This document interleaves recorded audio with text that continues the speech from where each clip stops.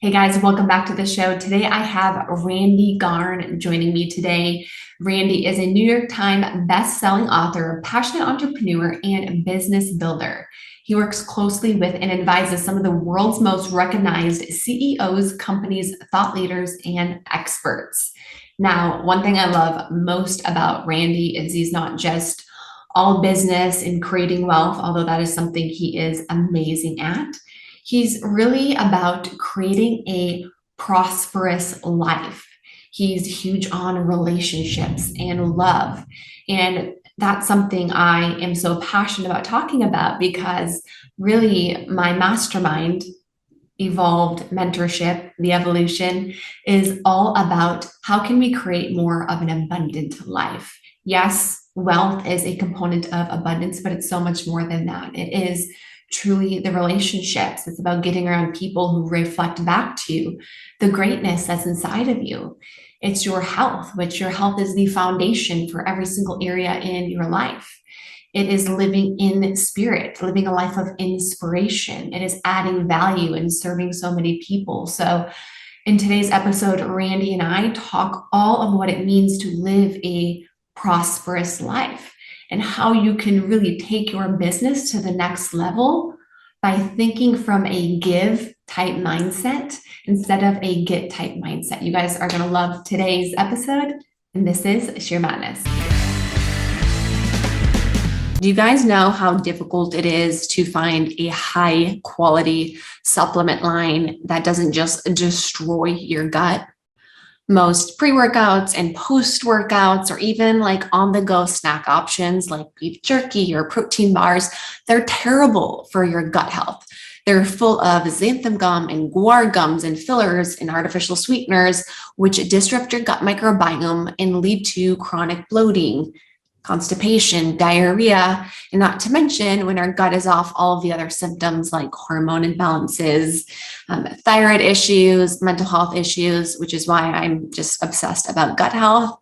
But anywho, I have not been able to find a good supplement line out there, and I had to cut out all of these fitness type supplements when I was really struggling with a lot of my own gut issues. Until recently, I found Paleo Valley.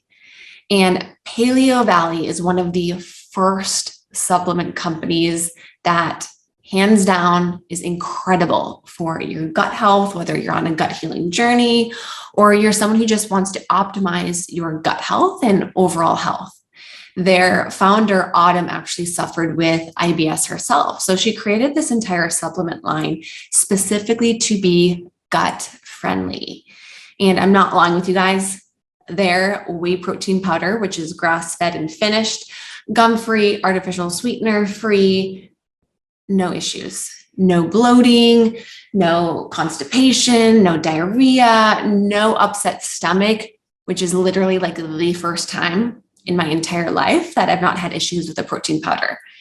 And they even have super yummy grass-fed and finished beef jerky sticks, which are made with a collagen casing instead of the typical citric acid casing, which is terrible for your gut health. And if you want to try out some of their other products, they even have a bone broth protein powder. I love adding that into whether it's like my oatmeal in the morning or my protein shakes. It literally tastes like the Nestle hot chocolate powders, if you ever had those as a kid, which were not gut friendly. And then they have great supplements too, like their apple cider vinegar capsules or even their turmeric capsules, which are great for inflammation and gut health. So if you want to get a discount, you can use my code using the link in the show notes here, which is paleovalley.com/Rachel Scheer podcast. But all of that's going to be in the show notes. So check out the supplement line because guys, you know me, I would not have this on my podcast if it was not awesome and gut friendly. One thing I really love about your content is it's not just business content from what I see. Like I feel like I see you all the time, like you're like always riding horses or like fishing and doing just different things like that. And I'm like, man, this guy has an awesome life. And I feel like you don't see that a lot with entrepreneurs online. It's just very strict business content usually. Yeah. Cool. I mean, yeah, for me, it's it's life is business and business is life. And if I'm not enjoying what I'm doing and having a blast, I really like several years ago, I figured out, what makes me happy. And also what is the things that can help drive productivity. A lot of things that you see in me do is to drive relationships. And so there's a purpose behind it. But for me, like my most important thing in my whole entire life is my family. Like I am never, ever, ever, I'm my two boys flag football coach. They're 11-year-old, and every Monday and Thursday night, like I'm coaching flag football, and Saturday, and like that's like one of the funnest things I get to do. It's so awesome. And I'm gonna make sure that I do amazing at business, and I'm never gonna sacrifice my family. Yeah, I love that that's such a huge core value for you, because I think very often when people get into business, they're not very aware of what their core values are. And it's easy to have this grandiose idea of how can I make as much money and scale and grow and create this huge business. And then we see people sacrifice relationships, their health is a byproduct. And I was at a mastermind one time, and I forget who the speaker was, but he said, you could be the richest person in the graveyard.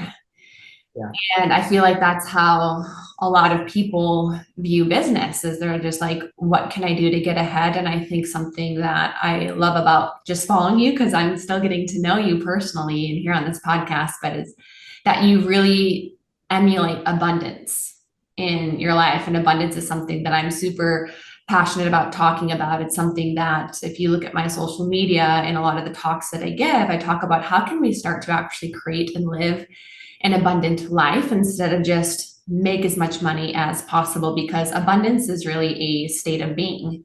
It's a state that we step into, and it is relationships, like you said, but it's also health. It's our relationship we have with God. It's the relationship we have with ourselves. And I think more people really need to be after abundance instead of just financial prosperity.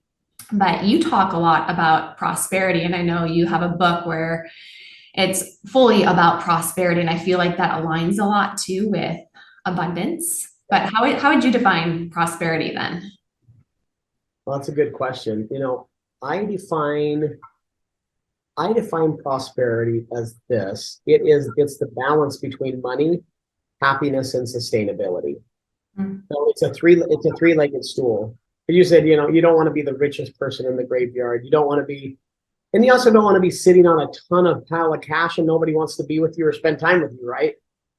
So it is, for me, like I love business. I love entrepreneurship. I do love the opportunity to do well financially. And I think it's so important that your mind, like part of abundance and part of prosperity is actually wealth. It is Definitely. A lot of people think that, man, if I want to be happy, I can't be wealthy. That's a false thought. That's stinking thinking is what I call it. Yeah.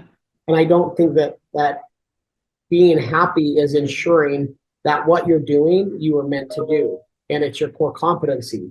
And it's what you do well at. And it's what makes you unique. And you love it. You absolutely love it. And so understanding how to make money and the things that make you happy are critical.com. It's so important. And then the third piece to prosperity is it sustainable? Is it good for the customers? Is it good for the client? Is it healthy? Is it good for you? Because if you can't make money and you're just happy, it's just a hobby. But if you can make money and do it happy, you're also going to do it for longer periods of time. Yeah. A lot of people are like grasshoppers, great on takeoff. You never know where they're going to land. Dude, I'm going to do this. Hey, I'm going to do this. So, and because of that, they're seeking for happiness, and their wealth will go down because they're not completely focused on the things that will make the most impact at that time. So for me, prosperity is that's that three-legged stool. Yeah, it's really loving what you do. I think too, like doing it consistently for a good period of time. And it sounds like too, like something that really aligns with the life that you want for yourself as well. And I agree in terms of, wealth is a form of abundance, but it's not the only form of abundance. And I think that's what we tend to look at as abundance overall too. And I hear as well, like living in inspiration is something that's super important and something that I really strive for. Like when I just launched my business back in 2016, like I launched it from a place of being so inspired about what I wanted to do. And I'm not going to lie, there's been points in my business where I lost a lot of the inspiration, and I noticed that led to more burnout in what I was doing. So of abundance for me now is really, how can I live in inspiration as much as possible, which I define inspiration as really being in spirit in everything that I do and operating from that place. And it makes things a lot easier. And I think too, I get to work on my business and less of I have to work on my business. And I think anytime someone is coming from the place of I have to, then they can only stick with it for so long. Same thing in like fitness and nutrition. Like I have to eat healthy. I have to go work out. Well, no wonder you keep yo-yoing all over the place because you feel like you have to work out and you have to eat healthy. No, like I get to and I love to and I enjoy to. So I think part of the equation too is also operating from that place. So I love that. And I love what you teach and what you do is that you are helping people get so healthy physically, mentally, and emotionally. And it's so tied. You know, I told you, like, I love, dude, I'm doing 2 triathlons this year. Like, I've got to stay, like, my energy is so important to me. I have to work out every single morning. I've got to get out and get some vitamin D in because a lot of times in life, you don't have a time management issue. You have an energy issue. So whenever people say, like, I don't have time, it's like, are you tired? Like, how do you, like, let's figure that. Like, is your mind tired? Are you emotionally tired? Are you physically tired? So you have to, like, I always like, what is the state that you're in? Are you living in a beautiful state? And that's one of the things that I love listening to Tony and learning from Tony is like, are we living in a beautiful state? That state of abundance. You know, when I was growing up, my dad was a high school football coach. Everybody calls me Coach Garn. High school football coach for 33 years. Like we used to literally, we would say family prayers and we'd all put it in and we'd be like, go Garns. And that's what we do every morning. And so I think about one of the things he taught me, and it's back to your point of the law of abundance. He always would say, Randy, learn to do as much as you can for as many people as you can, as often as you can, and expect nothing in return. And I always thought about that. I didn't ever get it until probably till like 20 years ago. And when I did get that, and when I started to understand that, that's when that whole law of reciprocity, call it karma, call it abundance, whatever it is. Karma brings abundance. The law of reciprocity will bring that abundance that you talk about. Napoleon Hill talks about it. So I think that's such an important state. And if anybody asks, like, who is Randy Garn? This is what I do. I do as much as I can for as many people as I can, as often as I can. And I always put people above things. Where do you feel like you learned that from? Because I feel like that's something that is not taught very often. I know for me, it's something that I had to learn. Like I grew up broke. We foreclosed on our home as a kid. So I was like the person of like whatever I made, the young, like hold on to everything. So I was like the last person to operate in that capacity. So for me, it's actually been something that I've had to learn, which I believe we learn those things through, proving it to yourself with small wins, like giving more and seeing really how that reciprocity works, but also how much it gives back to you 10 times over again, and not necessarily always in like a monetary form. There's so many other ways that it gives back to you and really feeds your soul in a lot of ways. But where do you feel like you learned that from? I did. I probably learned a lot of it from my father. He's still my hero. He's still an amazing man. I think he's going straight to heaven for sure. And not everybody had an amazing father like that. And so I feel so blessed that I had a father and mother that really taught me those things, those core principles of learning to serve. I always say, serve before you sell. Learn to give to give. And so if you think about it, where I learned it from was from reading, and from the first business that I started was a really amazing company that we did learning and training and development for Nightingale Conant, which was Zig Ziglar, Dennis Whaley, all of the greats. When I was like 24 years old, we flew out, we landed a really awesome contract with them, and that company grew, and we grew a really, really large coaching and training company. but I learned it from watching others, and I learned it from reading amazing books, but I didn't put it into practice until probably about 2008 and 9. Truly put it. I learned it, but there's a humongous difference, Rach. There's a huge difference between learning something and the application of that learning is where the change happens. How many people do we know go to tons of events, buy every single book that's out there, but until you apply that in your life, you will not have the chemical change to be in a state of abundance. You can learn about it, you can teach about it, you can train about it, but until you actually practice it, it won't happen. And when I started practicing it, I started to change. My countenance changed, my joy changed, my happiness changed, my relationships changed, my bank account changed. That is the difference between learning something and applying something. So many of you guys know my story of losing my health, dealing with hormonal imbalances, thyroid issues, depression, anxiety, and gut issues that were so severe. I almost had my entire large intestine removed, and Western medicine completely failed me. They gave me trash can diagnosis like IBS, depression, gave me a bunch of medications. And, if I wouldn't have taken my health in my own hands today, I would be without an entire organ, like literally. And that's why I created what I wish I had.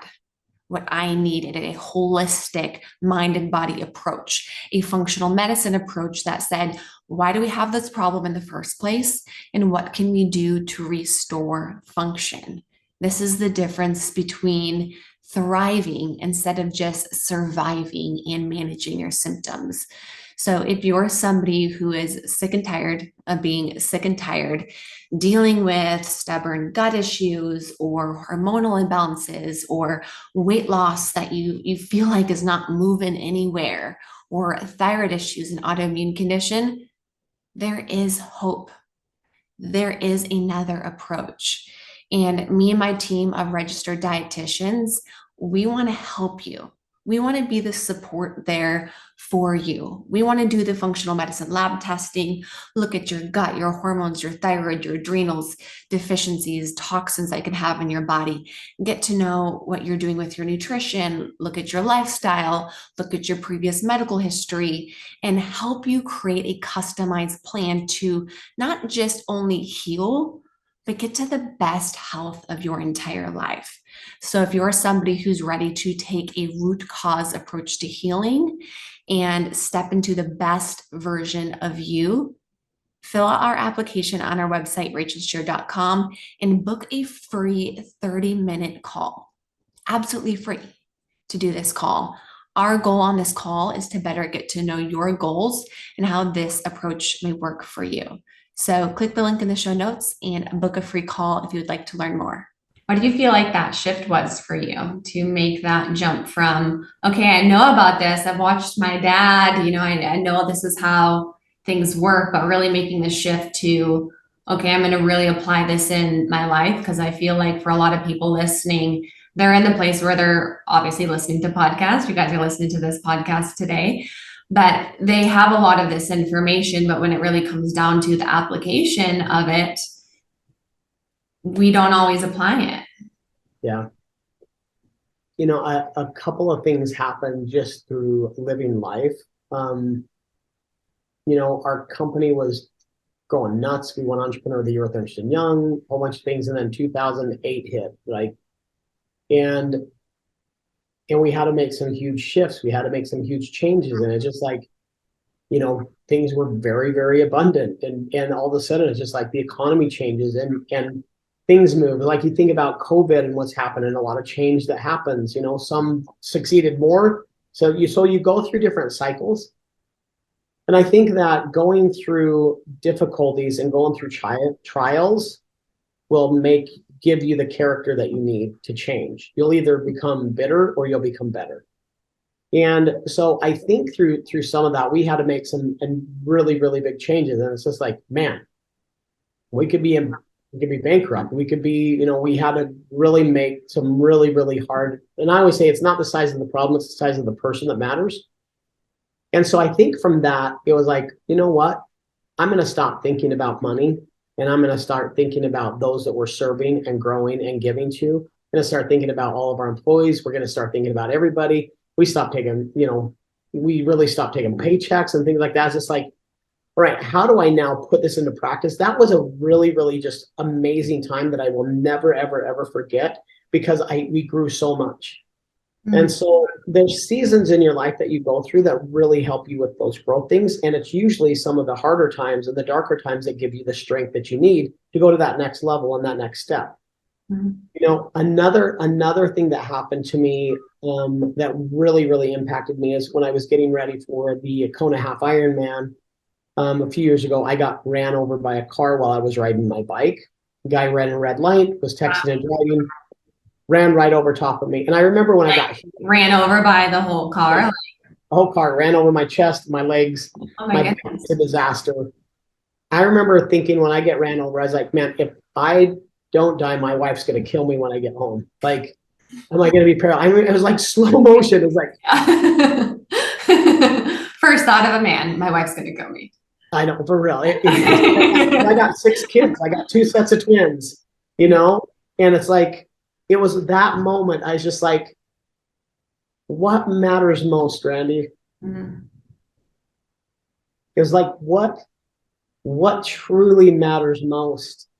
And it's not things. That's like, for me, abundance is the wealth of my friends. And those that I'm closest to know that. And I think abundance is true love, and your friends know that they can trust you. They know your weaknesses, your faults. But true abundance for me is the wealth and richness of amazing humans that are my friends and that are my inner circle. That is my true wealth, my true riches, my true abundance. And I always say, like, if I lost everything today, every amount of work, like, take my cars, take my bank account, take my home, and drop me on an island somewhere, Rachel, I promise you within 6 months, just don't take my friends away from me. In 6 months, I will be back to the same spot, maybe even better. Because that is, you have to understand the velocity of relationships, which I call VOR. It's like, that is true abundance for me, is the richness and depthness and abundance of my friends. And that it's like that mi casa su casa. My friends know that.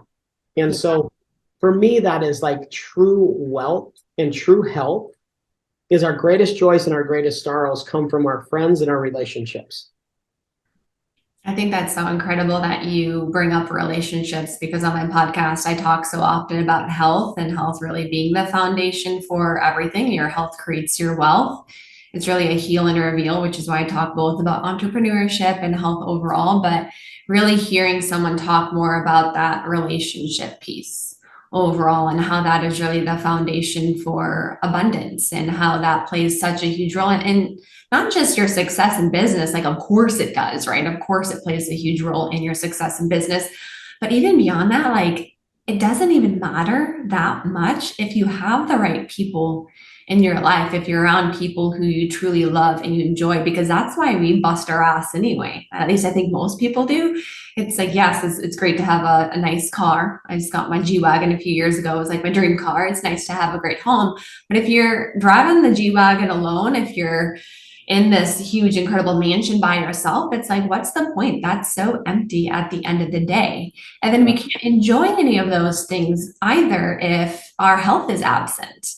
If our health is absent, we can't enjoy relationships. If our health is absent, we can't even enjoy the things that we have. So our health really has to be that foundational piece. I always like to think of, some of my core values is how it really feels in the body. And every time I think of health, because I used to just say health is my core value, but really it is that potential. It's potential in my body. I feel it as potential. Like, if I were to be in a meditation, I could feel potential that really comes from health. And if you've ever experienced where you've been in burnout, which most entrepreneurs have at some point in their life, I have before too, or have been sick or in that place, like, you don't feel any potential there.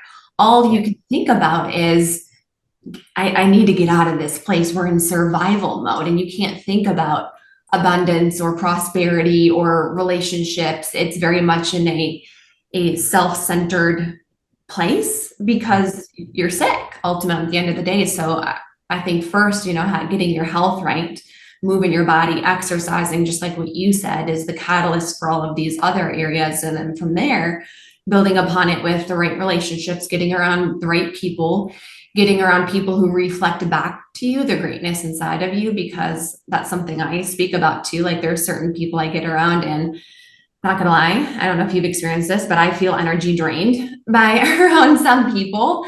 And I do believe like we bring a certain energy, we can add value always to any person that we meet, but there are certain people you get around and you can leave feeling worse about yourself. You can leave feeling depleted about yourself. And then there are certain people you get around and you feel empowered, you feel inspired, and you want to do more with your life and you want to give back to them. And I always say, pay close attention to your energy, right? Pay close attention to your energy, because that will tell you, is this person really adding to my life or taking away?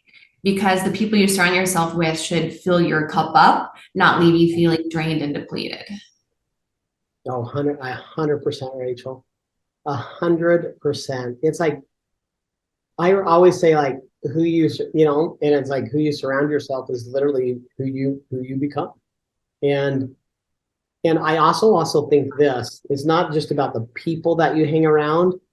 I always think it's like you become the 5 most things that you think about. That's good.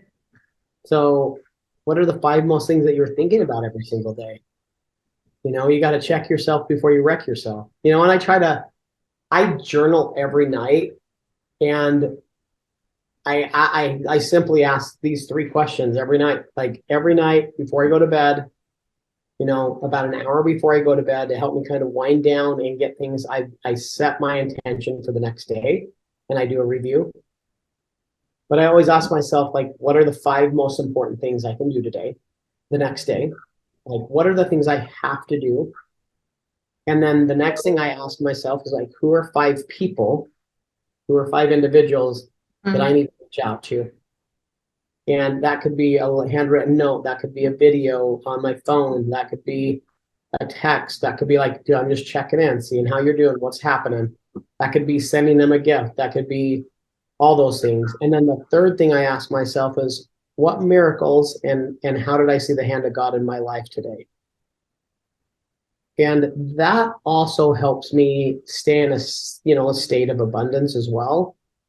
Yeah. Is that I do believe in angels. And I think living in a state of abundance for me too is that also understanding that I am not in charge. I can do the best that I can, but I really do believe that I am like, clay in the potter's hand. And it's just like, God, I want to be a tool for God. I really do. I want to be a light and an amazing vessel to help lift and build others through this life.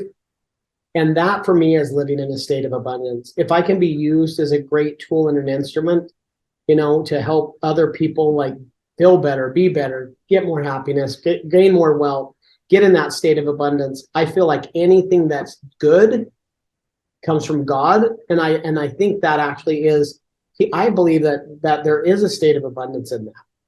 Yeah, 100%. And I can imagine too, like the state that puts you in.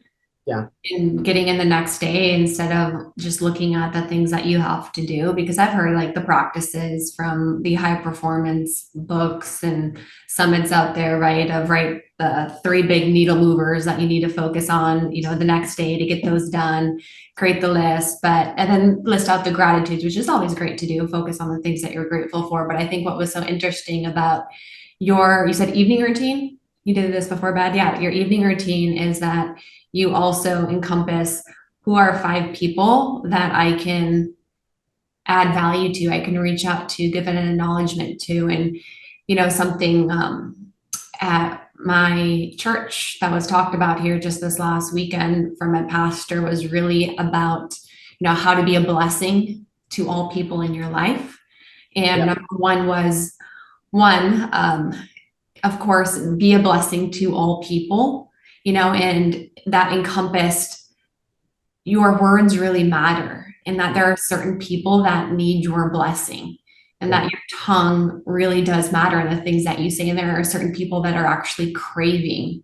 They are craving your blessing, your acknowledgement, your affirmation, and for you just to speak life into them and to really bless somebody in that way. Like, you have no idea who really needs to hear that. And then number two that he actually talked about was ask for blessings in your life. Like, actually ask people. And I thought that was so interesting because it was like, be okay to say, hey, your blessing would mean the world to me. Would you mind giving me a blessing? And I was like, ooh, that's scary to do. Like, but I was like, you know, how cool. Like, if someone came up to me and they were like, Rachel, your word means so much to me. Would you bless me? Like, of course I would, in a heartbeat. But I thought, you know, how incredible is that to like not only receive, like be okay to receive, but also to give. And then he also talked about not leaving anybody unblessed. So even bless the unblessable, being okay to like get down and bless people, right? And that's very biblical of the people you sometimes think don't deserve it, but being even willing to add value to all of that. So that just reminded me of that so much, of you talking about like, who are the 5 people I can reach out to and add to every single day, because you never know who may need to hear that, and also how that comes back to you. And I'm sure you're not doing it because, okay, what am I going to get as a byproduct of this? But I bet there's a lot that you do get from that. Oh man, I mean, 100%. In fact, the call that I was just on before you was exactly that. It was somebody that I'd met, and honestly, they became a blessing in my life, and vice versa. Just recently, you never know who the treasure map to the treasure is. You never know who that one relationship you're going to meet that may need you, or that you may need them, and you never know when that's going to be. So I just think that it's important to understand that when you're living the law of abundance, is how do you learn to give and not give to take? Because so many people, really, it's like all they think about is what's in it for me. Like what's, you know, that. And so as soon as you stop thinking that way, but the thing is, like, one of the things that I do love with people is I'm completely honest with them too, because a lot of people call me Coach Garn. You want to love people. And I think loving is also being really, really honest with them. True friends, like, will tell you exactly where you're at. Like, real friends will be like, dude, let me tell you where some of your blind spots are. Let me tell you what's happening. I can't tell you how many people like have respect for me because I will say that to them in a loving, kind way. But it's hard to do if they don't know that you love them or you want something from or that. But when you are in that state, you can really, really bless people's lives when you help them go to another state. You know, my family motto is me lift thee and thee lift me, and we'll ascend together. And so it's like, how do you help each other go to another higher level, you know?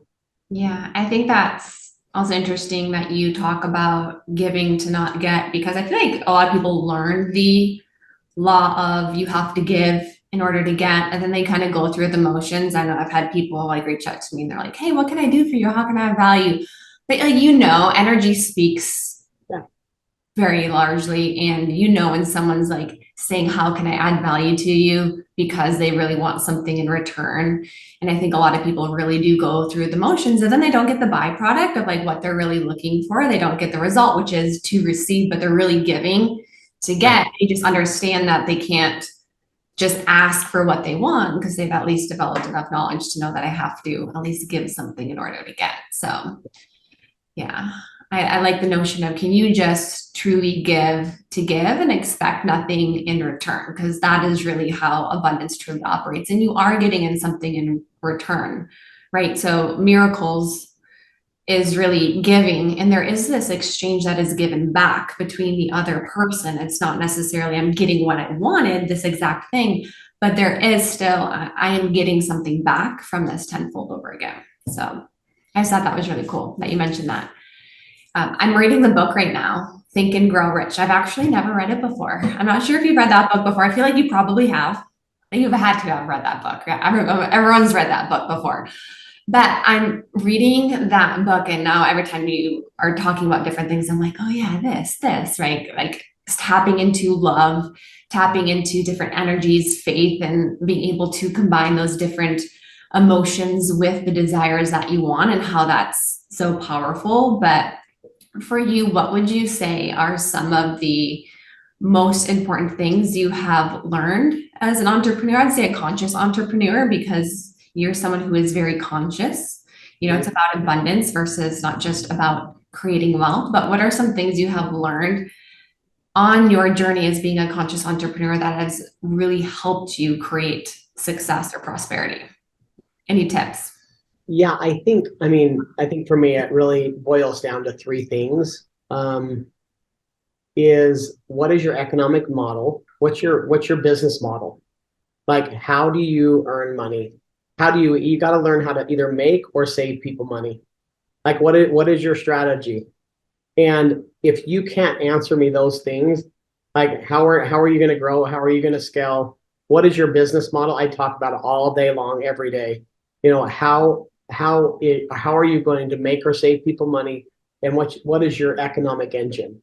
Because if you are an entrepreneur, whether you're coaching, whether you're a solopreneur, whether you're a CEO of a $50 million company or a $400 million company, it's like you have to figure out your economic engine. Marketing, sales, fulfillment. You got to figure out demand creation and demand fulfillment, and they got to be really, really good together to have massive growth. So that's the number one thing I'm going to ask you is like, tell me how you're going to make or save people money. And you have to answer that on a good strategic, you have to really, really answer that question for me. Second is, who do you need on your team? Like, who's on your team? Like, are you going to do this alone, or are you going to be a really, really good team player? I love building teams. I love leadership. I think leadership is so critical, especially now. It's like, do you have courage? Are you able to speak your mind? Are you able to actually build and grow a team? Can you help raise necessity in your organization or company? Do you do what you say you're going to do? So you got to find those team members in your business as an entrepreneur. You got to find somebody that understands marketing. You got to find somebody that understands sales. You got to find somebody that understands legal. You got to find somebody that understands finance. And you know what? You got to find somebody now that understands technology. And they all got to be really, really good. Mm-hmm. And too many times I have too many people that they try to be cheap on who they hire. I'm like, dude, if you want a great company, you hire the very, very best. Mm-hmm. And I never, ever, ever hire somebody that's out of work. I always go recruit the best. If they're out of work, I don't hire them. Hmm. That's one of my personal constitutions. It's like, they have to be in that place, and it depends on, if they already had an exit or whatever, and you're recruiting them. So, yeah. So that's number two. Number three is, can you trust them? Do they have real character? And so as you're building your company, I'd always really ask yourself those three things. What's your economic engine? Who's your team? And ensure that there's just impeccable unity, trust, and support within, because like entrepreneurship is completely so fun and so exciting, but it is a battle. It's bananas. It's exciting. It's hard. It's draining. And it's so exciting and exhilarating all at the same time. I love it more than anything. And I love helping founders. I love helping entrepreneurs. I love mentoring them and helping them just grow and scale. Like, we have so many great leadership models. And so I think those would be my three big things, words of advice for anybody is know your business model, build an amazing team, and ensure that there's an amazing amount of trust. I feel like I'm in number two where you're at right now, not in trying to hire somebody cheap, but I'm in the point in my own business where we're growing and we're scaling, but we only have so much capacity on my team where we actually need to bring in some more people right now. But it is scary bringing somebody in where it's like, okay, right, because profits go down because you're employing somebody completely brand new on your team. But also that person has the potential to take the business to the very next level. And I'm right at that point right now in my marketing, because I've just done kind of like different sources that I've utilized, but actually bringing someone on to be more of like a CMO. And it's like, oh my gosh, can I really like take this next jump? But that's what it really is going to be needed to get to the next level. So I'll have to reach out to you about that. So I totally understand that. And I think that's what even keeps a lot of businesses stuck at a certain level, right? Because it's like, yes, we want to work as efficient as possible all the time, but if we don't have one, how are we adding value to people in every way? And so like we're on two different sides, the health, the heal, and the reveal. So there is like the healing, the root cause analysis, which is the foundation for wealth. But then there's the stepping into, for a lot of the longevity of my business, people end up getting more into wanting to start their own fitness and health and nutrition business and scale it to, multiple six figures. And it's really cool to see that bridge between the two. But yeah, I'm definitely at that number two place. Awesome. Building a team, right? You need to build a team. Building a team. Yeah. Building a team. I mean, right now we have a team of 8. So like we're already a pretty decent team, but like even growing it beyond that with a goal of potentially franchising here at the end of this year. But I won't take up too much of the space for this podcast for myself and be selfish. You know it, you feel it. I feel it. Yeah. That's why I'm connecting so much with what you're saying. Yeah. And that's why like people don't understand abundance. It's not about you. It's about everyone that surrounds you. A lot of risks. In a business, it is like, does your team fully engaged, and are they all rowing in the same direction? And are they all pumped? Are they, what's their engagement level? Are they at 60%, 40%, 100%? So, I mean, that if there's anything that I do, I help get teams just rocking and rolling. That is what I love more than anything, because it's about the human element. And if you get good people, you will have the best product. Yeah, I love that. In terms of work-life balance, I feel like you have to have some awesome tips for this, given that you're always fishing and on horses and with family. How do you go about work-life balance while still achieving all of your dreams? I think you have to be, as a high performer, you have to be very efficient with your time. And I work in blocks. I don't know if I don't, as an entrepreneur and even as a high performer and somebody that's trying to squeeze the drop out of every single day, out of every single drop of life, I have actually more of a work-life harmony than a work-life balance. Because I don't know if I'd ever be balanced. Yeah. I don't know if it ever is for anybody. Like if I have 8 hours, or if I have 12 hours in a day, I'm going to work 4 in the business, 4 on my family, 4 on my spiritual side, and I'm going to find time to sleep somewhere. For me, it's actually kind of more of a work-life harmony where I'm including my kids in my work. I'm doing stuff with my family. Like I'm going to possibly, when we go on family vacation, I've got to jump on a call. My wife understands that, but it allows us to do certain things. So for me, it's more of work-life harmony, that I'm doing stuff that I love.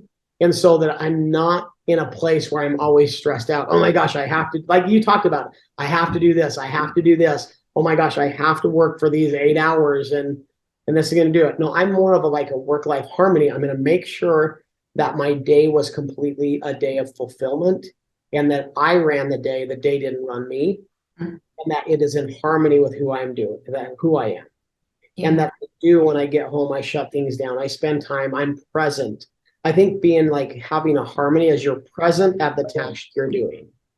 And I think that's actually a big, big key to it. So anyway, that's my philosophy. Actually, it's more of a work-life harmony than a balance. Yeah, I'm going to steal that and start using that instead, work-life harmony. Because I agree. I don't think there's ever necessarily a balance. I think it's like a bunch of juggling balls, and some of these are rubber balls and some of these are glass balls, and there are certain balls that, right, you can drop them. Like you can drop some balls in your life and they'll bounce back up, but there are certain things like your health and relationships that I view these as glass balls, and you can drop those, but it'll crack. And if you keep dropping those, eventually they will shatter and beyond repair very, very often. So I do think it is less of a balance, but learning how to juggle these balls, but also knowing which one in your life are these glass balls where you really can't drop these balls. You really need to make sure that this is always a priority in your life. And I'm sure too, as long as you are very intentional with your time and you're also making sure the things that are important to you remain important, in spite of everything else you have going on in your business, you're making sure that your kids, your wife, everybody feels loved. Yeah. Then it's less of having it balanced because it's more about my intention is really there on what I really want them to feel every single day, the things that are most important to me. So I just wanted to add that to that. Powerful, powerful. I 100% agree. Yeah. Well, this has been an awesome podcast. I would love to chat longer, but I know you gotta catch or not catch a flight. You're going to pick up I gotta go. I gotta go. I gotta run to the airport. So friend at the airport. Well, thank you for taking your time, and I hope that we get to continue to connect here soon. But where can people find you and check out all of your content and everything that you're doing? Yeah, you can go to randygarn.com and on Instagram or wherever. But I just want to leave everybody with one note, and this is for my dad, is to learn to do as much as you can for as many people as you can, as often as you can, and expect nothing in return, and you will live in a great state. I love that. Thank you, Randy. It's been awesome having you on. Thank you Hey, guys for listening. thanks a ton. Have a good one. Bye bye.